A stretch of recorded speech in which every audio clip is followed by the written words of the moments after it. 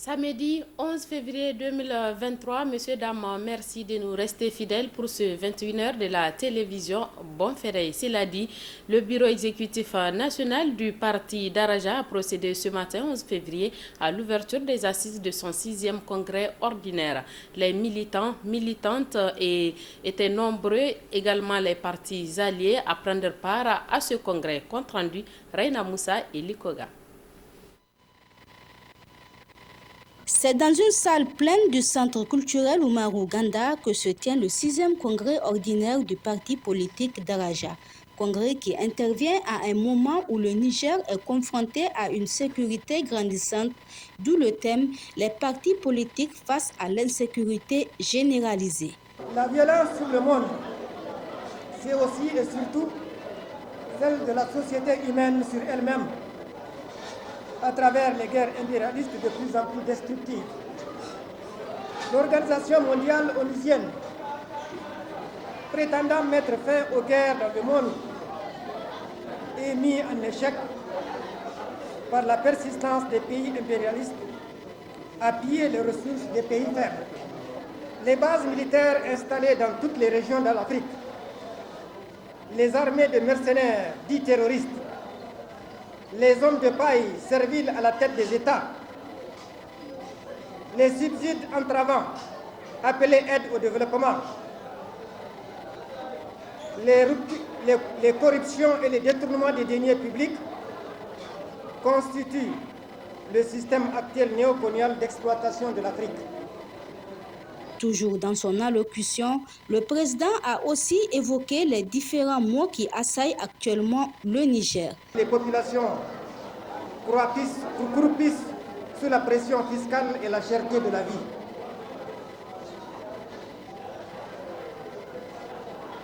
Que nos systèmes de santé, d'éducation et de sécurité souffrent de nombreuses insuffisances. Le pouvoir réprime par la force toutes les velléités de dénonciation. Toute manifestation est interdite et réprimée sous le prétexte de troubles à l'ordre public. Les prisons regorgent encore des détenus politiques. Incapables de construire le bien-être collectif, le pouvoir s'adonne à l'achat de conscience et à la promotion de l'individualisme. Les partis politiques membres de l'opposition nigérienne présents à ces assises ont, par la voix du président Mohamed Ousmane, tenu à remercier cette formation politique pour la thématique avant de les remercier pour le soutien qui leur a été accordé lors des dernières élections présidentielles. C'est une instance importante et je sais que vous avez un programme qui est très chargé sur un thème extrêmement important aujourd'hui pour notre pays, le Niger. Je voudrais aussi saisir cette occasion pour remercier votre président, remercier votre bureau politique national, votre comité exécutif national pour le soutien qui m'a été apporté lors des dernières consultations électorales où dès le premier tour, vous étiez à nos côtés. Merci, merci, merci. Ce 6e congrès ordinaire du parti d'Araja a vu la participation des différentes délégations venues de toutes les régions du Niger et durera 48 heures. Le président de la Commission électorale nationale indépendante CENI a animé ce matin une conférence de presse au siège de la dite institution. Il s'agit pour Maître Issaka Souna de faire le point de déroulement de l'opération d'enrôlement des Nigériens de la diaspora. Précision avec Boubacar Amadou et Mamadou Jodi. Face à la presse, Maître Issaka Souna, président de la Commission électorale nationale indépendante CENI, a adressé la situation de l'élaboration des listes électorales des Nigériens à l'extérieur et les dispositions prises par son institution pour le bon déroulement de cette opération, démarrée le 15 octobre 2022 avec l'enrôlement physique des citoyens remplissant les conditions prévues par la loi. Cette opération se déroule normalement. Depuis lundi 6 février, nos équipes ont commencé le travail sur le terrain et les rapports qui nous parviennent quotidiennement sont rassurants quant à la bonne conduite de cette étape. L'affichage et la gestion du contentieux de la liste électorale biométrique provisoire est une phase importante de la finalisation de la liste électorale définitive des Nigériens de la 9e région communément appelée diaspora. Le mode opératoire retenu est le même que celui qui a conduit à la production du fichier électoral biométrique des Nigériens de l'intérieur. L'exercice sera conduit pendant 14 jours. Les commissions administratives installées au niveau des ambassades et ou consulaires ont recruté et mis en place des agents transcripteurs. L'opération qui se déroule au niveau de 215 centres d'enrôlement et de vote mobilise 213 transcripteurs. Selon le président, les superviseurs administratifs de la CENI en mission assistent les 16 commissions administratives qui assurent le bon fonctionnement du déroulement des opérations sur le terrain.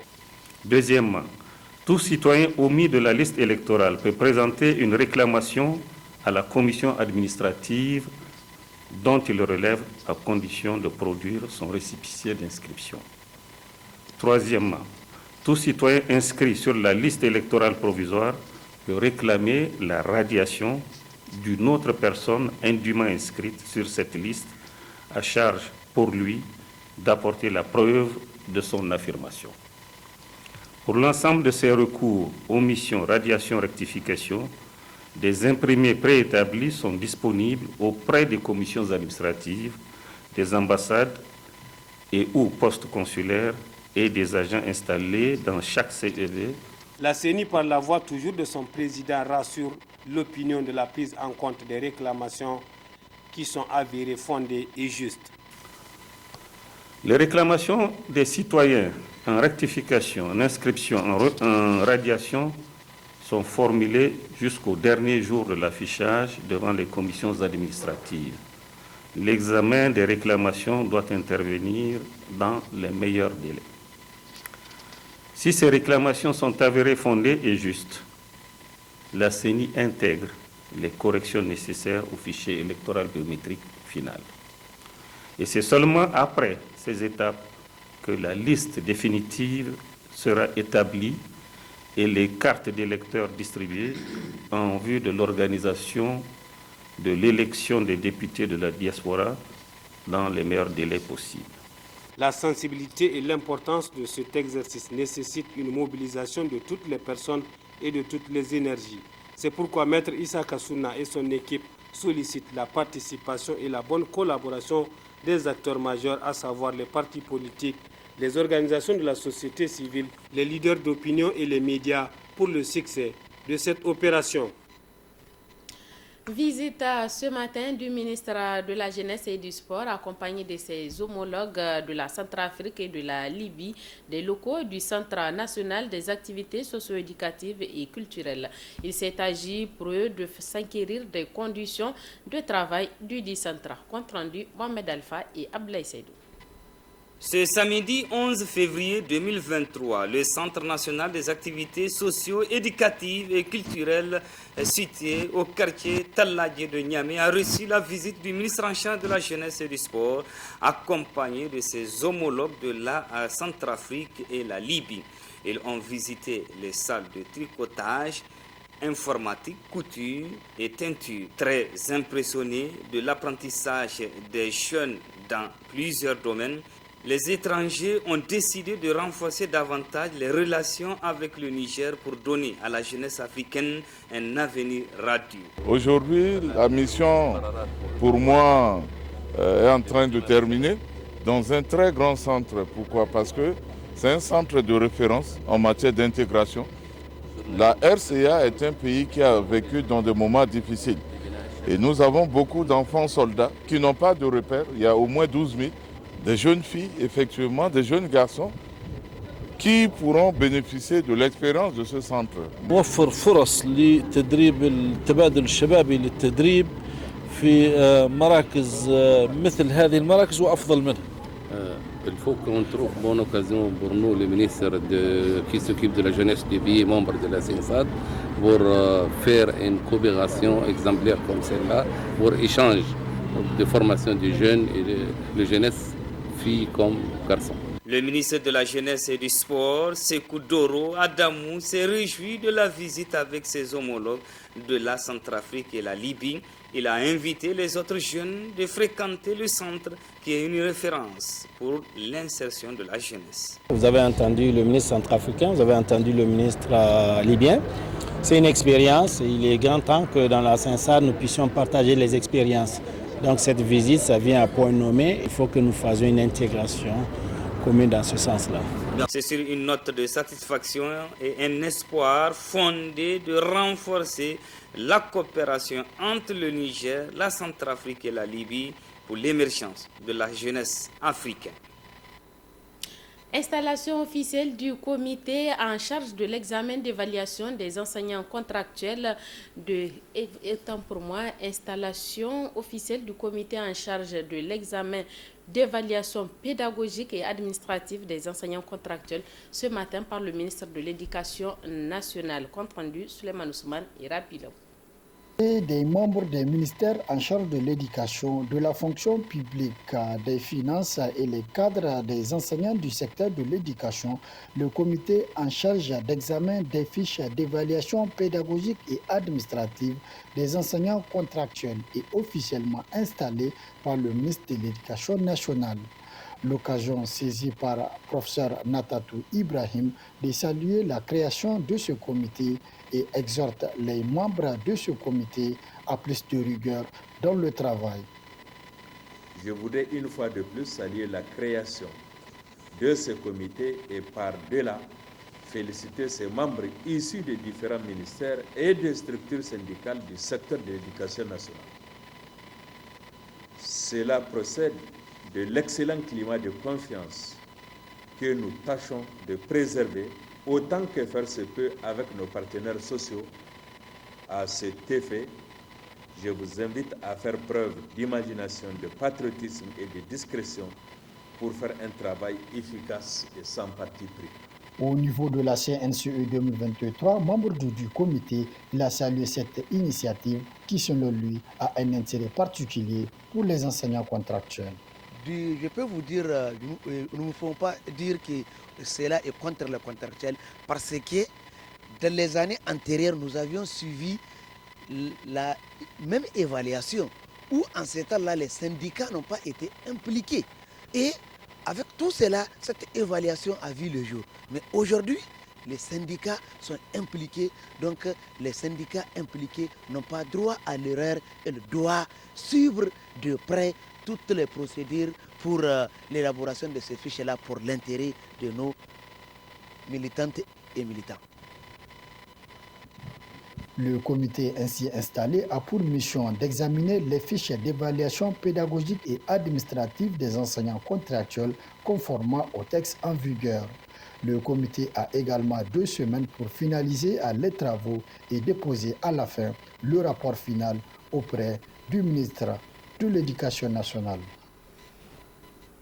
La situation récurrente des incendies des classes en Payotte au centre des débats après l'incendie du CET du Zender, les structures des écoles ont tenu à se prononcer sur la situation. Retrouvons Souleymane Ousmane pour le compte rendu. La situation de l'école publique nigérienne est une des préoccupations majeures des fondateurs des écoles privées d'enseignement général. Dans cet entretien, le cadre des fondateurs des écoles privées de l'enseignement général s'est prononcé sur la situation de l'incendie du CET de Zender et partage sa compassion aux familles endeuillées, tout en réitérant sa position à aider le gouvernement à faire face aux classes en Payotte à travers le pays. L'ensemble des fondateurs des écoles privées d'enseignement général du Niger présenter toutes nos condoléances aux familles endeuillées, à toute la communauté scolaire et pour vraiment ce sinistre qui est arrivé encore à Zender.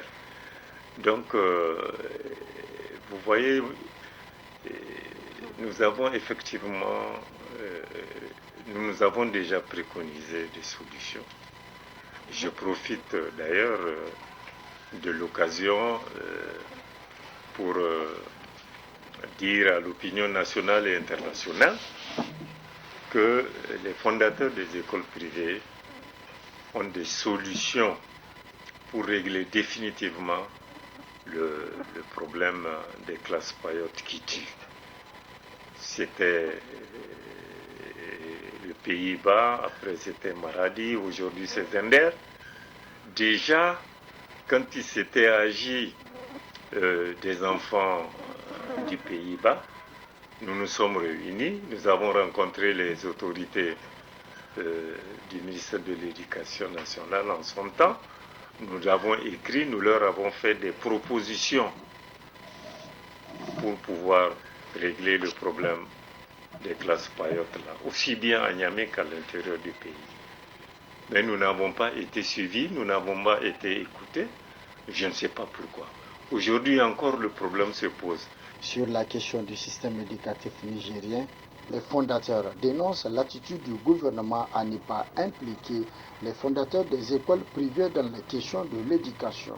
On a même demandé à rencontrer le président de la République pour lui parler de tous ces problèmes-là et pour faire des propositions concrètes pour le règlement définitif des classes payantes à moindre frais.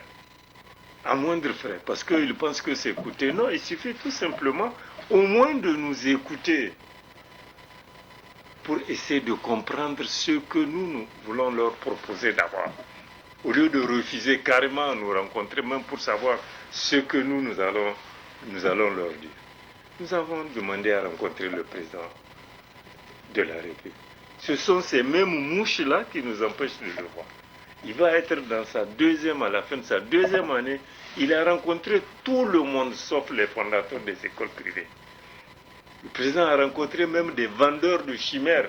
Nous qui sommes les bâtisseurs, le président n'a pas voulu nous rencontrer. Pour qu'au moins ensemble, nous discutions des problèmes de l'école. Pour qu'on lui dise, voilà, tout ce qu'on ne peut pas régler dans ce pays-là.